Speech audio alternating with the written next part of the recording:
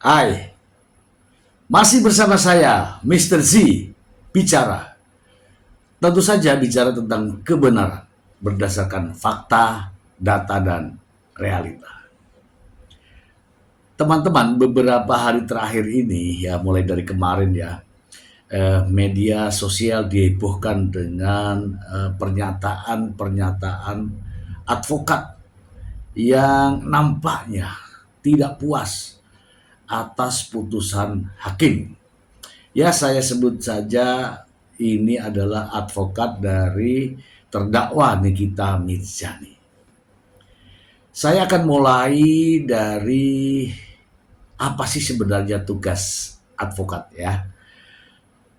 Tugasnya memang mulia, antara lain nih ya. Tugas pokok advokat sesuai dengan Undang-Undang Nomor 18 Tahun 2003 tentang advokat adalah memberikan jasa hukum, konsultasi, bantuan hukum, menjalankan kuasa, mewakili, mendampingi, membela, dan melakukan tindakan hukum lain untuk kepentingan klien, bertindak sebagai penegak hukum, memberikan bantuan hukum cuma-cuma bagi yang tidak mampu, serta menjaga kerahasiaan klien. Mereka berperan membela hak klien, baik di dalam maupun di luar pengadilan, dan membantu mencari kebenaran. Nah, nampaknya dalam beberapa hari terakhir saya melihat penasihat hukum ini banyak ya menghujat, banyak merendahkan hakim. Ya, kemarin-kemarin jaksa, sebelumnya polisi juga. Dan kali ini nampaknya merendahkan hakim. Supaya tidak menjadi fitnah teman-teman, silahkan teman-teman dengarkan video berikut ini. Putusan Pengadilan Tinggi DKI itu, menurut saya ya, bahkan tim kami, bahwa itu adalah putusan yang seharusnya batal demi hukum atau dapat dibatalkan. Kenapa alasannya? Bahwa di dalam peristiwa ini ya, yang menjadi objek itu adalah skincare yang diduga keras ya, diduga keras bahwa skincare itu ada ilegal ya, berdasarkan bukti permulaan yang cukup ya. Ada liris dari BPOM, ada bukti uji lab bahwa skincare ini berbahaya ya, seperti itu. Oleh karena itu sekali lagi saya mengatakan bahwa kedua putusan ini seharusnya itu batal demi hukum atau dapat dibatalkan ya. Kedua, saya ingin menyampaikan begini, bahwa saya tidak mengerti apakah para hakim yang ada di Pengadilan Negeri Jakarta Selatan ini dengan di Pengadilan Tinggi ini pura-pura bodoh atau bodoh beneran ya, itu ya, dicatat ya. Apakah pura-pura bodoh atau bodoh beneran? Apakah mereka ini tidak paham namanya asas legalitas ya? Sudah jelas kok diatur di situ di pasal 1 ayat 1 KUHP itu. Apa mereka tidak pernah baca KUHP itu kira-kira? Tahu nggak artinya asas legalitas apa? Salah satunya bahwa apabila unsur suatu pasal itu tidak terpenuhi maka seseorang itu tidak dapat dipidana. Ya, saya pertama masuk ke PN dulu ya. Di dalam unsur pasal itu jelas-jelas di situ sudah tidak ada rahasia yang menjadi alat ya untuk mengancam, memaksa seseorang untuk menyerahkan sesuatu. Kalau ada orang hukum mengatakan bahwa di situ masih ada ya, masih ada rahasia yang dipergunakan sebagai alat untuk mengancam, saya pikir itu dopok otaknya itu, bawa ke rumah sakit jiwa itu, diperiksa otaknya itu ya, seperti itu. Bagaimana bisa ada rahasia di situ? Orang sudah direview oleh doktip sebelumnya ya, itu ya. Artinya apa? Unsur pasal itu tidak terpenuhi di situ. Lagian pula kalau dikatakan bahwa itu boleh dilarang untuk menyebarluaskan.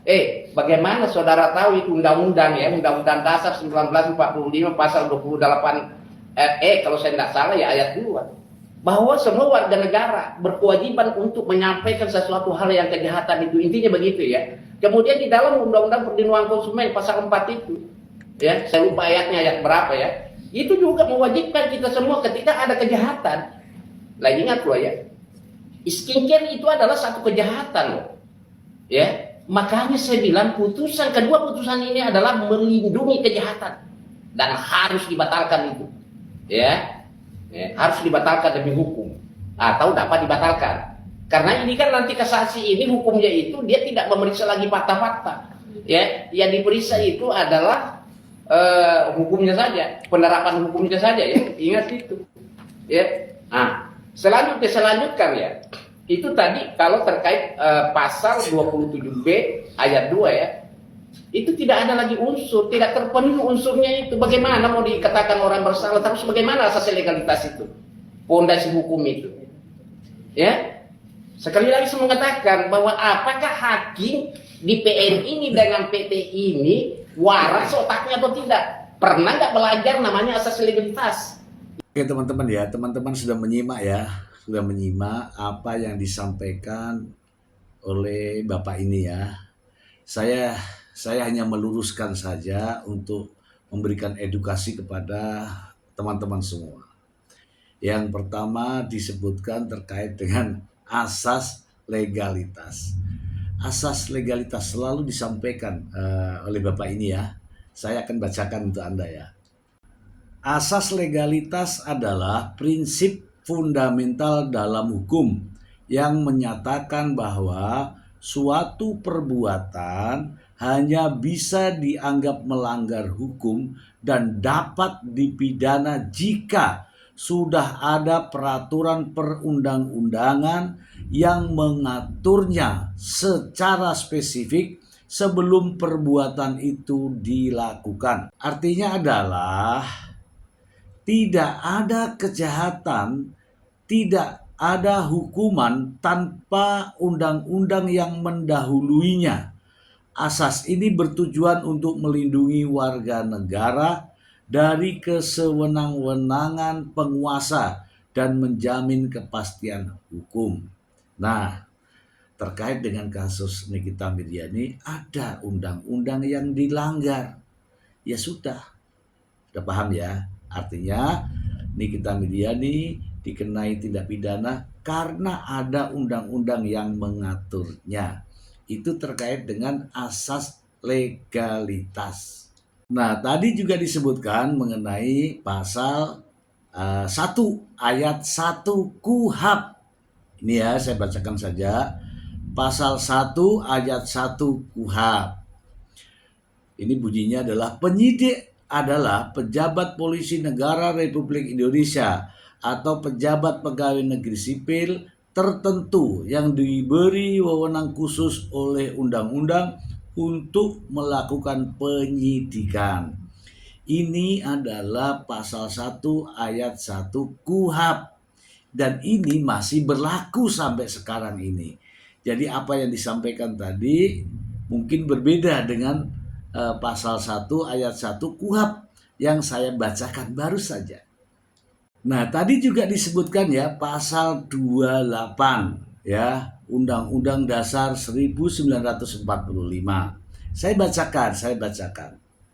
Pasal 28 Undang-Undang Dasar 1945 adalah seperangkat ketentuan tentang hak asasi manusia yang diamandemen dan diperluas menjadi pasal 28A hingga 28J. Oke ya. Pasal 28A, hak hidup, hak berkeluarga, dan hak melanjutkan keturunan. Pasal 28B, hak anak atas kelangsungan hidup, tumbuh kembang, dan perlindungan dari diskriminasi. Pasal 28C, hak atas pendidikan, ilmu pengetahuan, teknologi, seni, dan budaya untuk meningkatkan kualitas hidup, serta hak atas manfaat kemajuan iptek. Kemudian 28D, hak atas pengakuan, jaminan, perlindungan, kepastian hukum yang adil, serta perlakuan yang sama di hadapan hukum. 28E, hak atas kebebasan memeluk agama, meyakini kepercayaan, menyatakan pikiran, sikap, serta berserikat, berkumpul, dan mengeluarkan pendapat. Pasal 28F, hak untuk berkomunikasi dan memperoleh informasi untuk mengembangkan diri dan lingkungan sosialnya. Pasal 28G, hak perlindungan diri dari kekerasan, penyiksaan, perlakuan merendahkan martabat, serta hak memperoleh suaka politik. 28H, hak hidup sejahtera, lahir batin, bertempat tinggal, lingkungan hidup baik dan sehat, pelayanan kesehatan, jaminan sosial, hak milik pribadi, dan hak mendapatkan kemudahan, kesempatan yang sama. Kemudian pasal 28I, hak atas kebebasan dari diskriminasi dan hak untuk mendapatkan perlindungan dari perlakuan diskriminatif. Pasal 28J, kewajiban menghormati HAM orang lain serta kewajiban tunduk pada pembatasan yang ditetapkan oleh undang-undang untuk menjamin hak orang lain dan ketertiban umum. Yang disebutkan tadi tentang apa ya? Itu yang terkait dengan pasal 28 Undang-Undang Dasar 1945. Silahkan teman-teman tadi kan menyimak tuh, ya kan? Yang dimaksud yang mana ya? Saya sudah bacakan dari pasal 28A hingga pasal 28C. Nah, tadi juga disebutkan tentang Undang-Undang Nomor 8 Tahun 1999 ya, terkait dengan Undang-Undang Perlindungan Konsumen. Tadi disebutkan pasal 4, ya kan? Sebutkan pasal 4. Saya akan membacakan pasal 4. Adakah yang disampaikan tadi? Berikut. Hak konsumen. Konsumen itu pemakai ya, pemakai. Hak konsumen.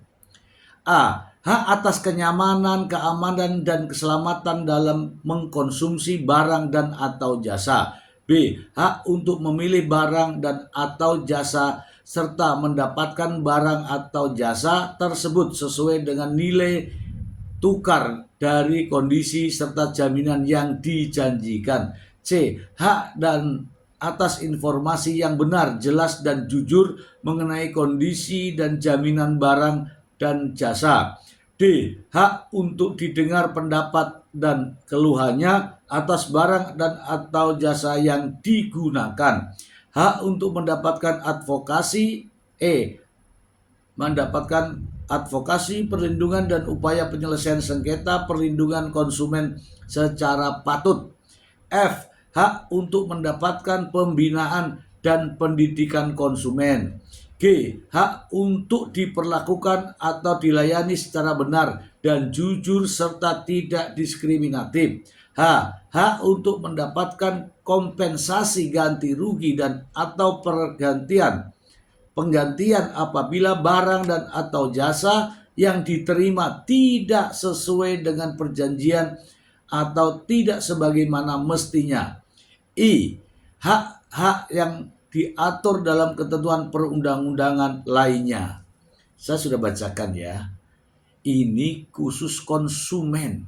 Konsumen itu artinya apa? Yang memakai, yang menggunakan secara langsung atas produk atau barang atau jasanya. Tidak ada yang dimaksud tadi, ya kan? ya, ya.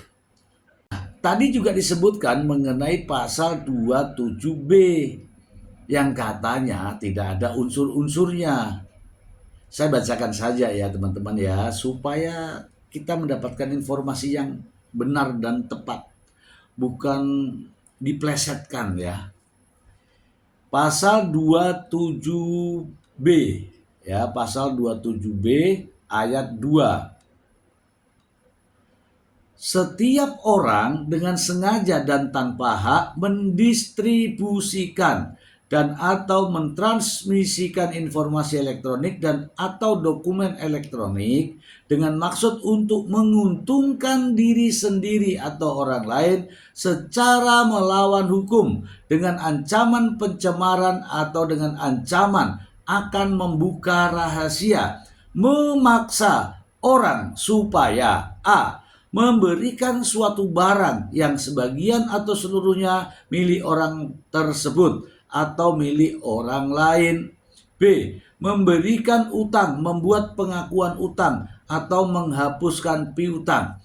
itu adalah bunyi pasal 27B ayat 2. Di situ ada unsur ancaman pencemaran atau dengan ancaman akan membuka rahasia, memaksa orang supaya. Nah, supaya ini maksudnya supaya mendapatkan uang.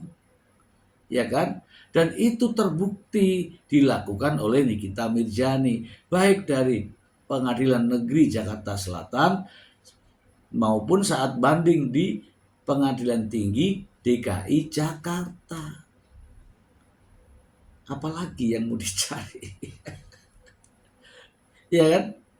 Nah, disebutkan juga bahwa hakim pengadilan negeri dan pengadilan tinggi, katanya nih tadi mengatakan bahwa ini pura-pura bodoh atau bodoh beneran dalam mengambil analisa pertimbangan hukumnya.